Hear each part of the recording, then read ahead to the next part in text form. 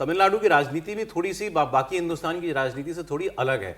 वहां धर्म का प्ले भी अलग किस्म से चलता है, जातियों का प्ले अलग किस्म से चलता है, फिर वहां जो फिल्म स्टार्स के लिए अट्रैक्शन है वो एक अलग लेवल पर जाकर के है, तो वो कैसे ऑपरेट करेगा? एक किसी ने बताया, सारी बातें हैं, एक किसी ने बताया कि तमिलनाडु के अंदर खास करके शहरों में कोई ऐसा घर नहीं है जहाँ फिल्मी पत्रिकाएं नहीं आती हैं। हम लोग के यहाँ तो अखबार वगैरह मंगाते हैं, फिल्मी पत्रिकाएं तो मुझे नहीं लगता है कि हम में से किसी के घर आप अखबार में फिल्म का कॉलम भी नहीं पढ़ते होंगे। नहीं, देखते ही नहीं है। और सबसे पहला काम करते हैं, सबसे पहला काम करते हैं कि अखबार का रंगीन पेज जो है उसको हटवाते हैं, तुरंत वहीं से हटाते हैं ताकि बाकी चीजें पढ़ सकें।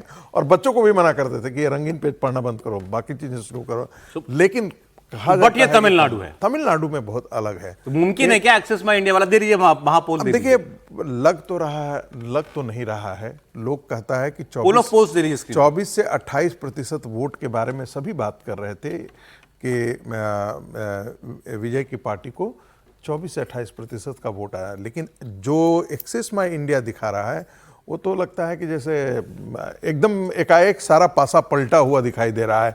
और डीएम के जो 37% वोट पिछली बार लाई थी वो इतना नीचे चली जाएगी, इसकी कोई उम्मीद। एआईडीएम के गठबंधन जो है, पीएम के, एआईडीएम एक चीज और बोल दूं, एक्सेस माई इंडिया की बात करें अगर, तो वो ये भी उनका सर्वे का एक मतलब ये भी है कि विजय को जितना वोट मिला डीएमके का, एआईएडीएमके का उतना कट गया, क्योंकि डीएमके उसमें वही बनी हुई है 100 के आसपास। तो मतलब उनके मुताबिक विजय जो वोट ले रहे हैं वो एआईएडीएमके का वोट ले रहे हैं। क्या ऐसा है सर?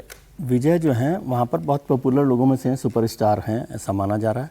और उसको एक दूसरे तरीके से देखिए कि विजय की रैली में जो घटना हुई थी जिसमें काफ़ी लोगों की जान गई थी, उसके बाद भी तमिलनाडु के लोगों ने उन्हें विलन के तौर पर नहीं देखा। इसका मतलब उनकी पॉपुलरिटी है बड़ी। और आमतौर पर ये माना जा रहा है, वहाँ तमिलनाडु मेरा लगातार संपर्क रहा है, तो वो समझते हैं कि 15 से 20% वोट तो उनका आना ही है। लेकिन ज़्यादातर लोग उनको या तो किंग मेकर की भूमिका में या स्पॉइलर की भूमिका में देख रहे हैं।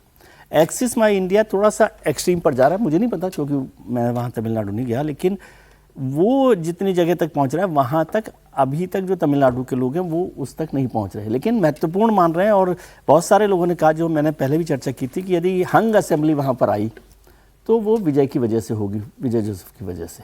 और विजय ज्यादा नुकसान एआईएडीएमके का करेंगे? ज्यादा नुकसान एआईएडीएमके का क्लियर है? हाँ, ये क्लियर है कि उसमें कोई ऐसा नहीं है। लेकिन अब वो यदि हंग असेंबली होगी तो किस तरह से होगा, क्या?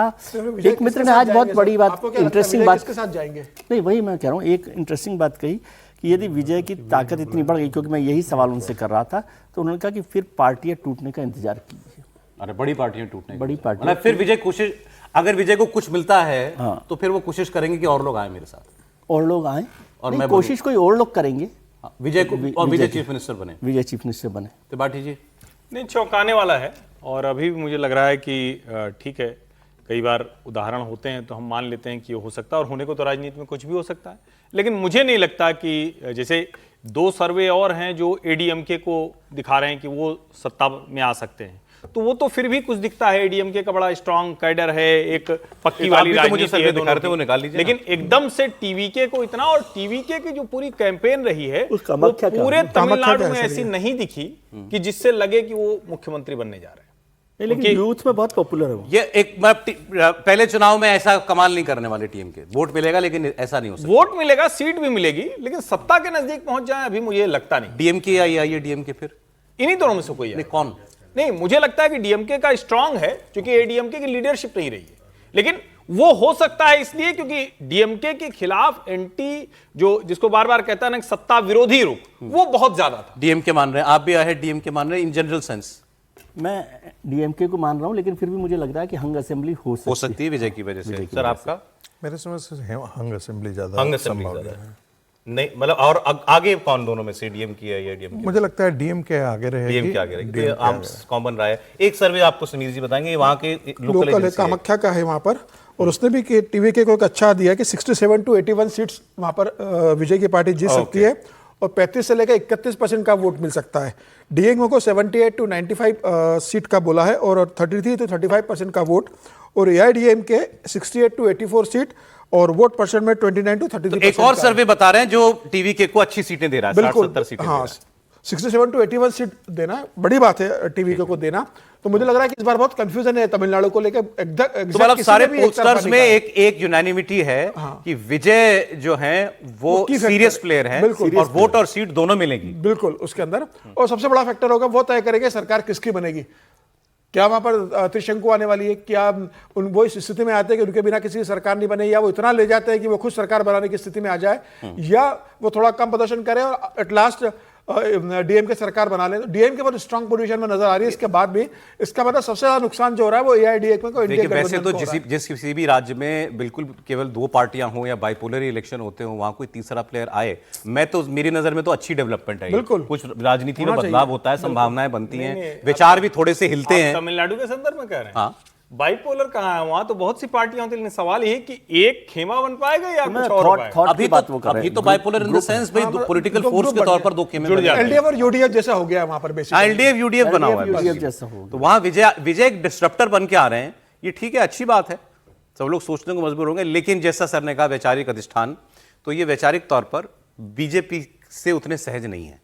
बड़ा क्लियर है, हमने एक दिन चर्चा भी की थी कि डीएमके और एआईएडीएमके बीजेपी सबने कोशिश की थी इनसे अपने साथ लाने की, लेकिन इलेक्शन से पहले। लेकिन इन्होंने कहा कि मैं वैचारिक तौर पर बीजेपी से अलाइन नहीं करता। कांग्रेस की तरफ से भी बहुत कोशिश की गई। सौरव, यदि ये परिणाम वैसे ही आ जाते हैं तो भारतीय जनता पार्टी में मुझे लगता है कि एक बार फिर मंथन होगा कि भाई जिस प्रकार से हम अन्ना मलाई को जिस प्रकार का राइज हो रहा था, हम अपने ही नेतृत्व को पीछे पुश कर दिए। जैसे उन्होंने तेलंगाना में भी किया था, तेलंगाना में जैसे हुआ, और तेलंगाना में हम लोगों ने रास्ता दूसरों के लिए खोल दिया।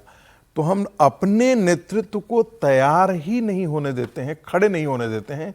इस पर भी मुझे लगता है कि आने वाले दिनों में एफडीआई स्कीम चल रही है ना बीजेपी में, तो इसमें क्या जोर चिंता करना है? नहीं, देखिए साउथ में भारतीय जनता पार्टी का जाना, भारतीय जनता पार्टी ने सुनी थी लोकसभा में एआईएडीएमके के साथ गठबंधन नहीं किया था, बुरा प्रदर्शन ना, तो भारतीय जनता पार्टी को लगा कि भाई अभी ऐसी स्थिति नहीं है और अन्नामलाई स्टेज में नहीं है कि भारतीय जनता पार्टी। सर बात अब अन्नामलाई की बात नहीं है, आप सर ने उदाहरण जो दिया वो अन्नामलाई का उदाहरण है, लेकिन अन्नामलाई को क्यों नहीं आगे किया? आपने अपने विचार से कॉम्प्रोमाइज किया। नहीं, बिल्कुल अन्नामलाई हार्डकोर आइडियोलॉजी को रिप्रेजेंट करते हैं बीजेपी की, और उससे प्रॉब्लम है एआईएडीएमके को। आपने अपनी आइडियोलॉजिकल कन्विक्शन से कॉम्प्रोमाइज किया जब आपने अन्नामलाई को पीछे किया। अन्नामलाई एआईएडीएमके को सेंध लगा रहे थे। बीजेपी की आइडियोलॉजी में इस समय अपना विस्तार और सरकार बनाना प्रमुख है।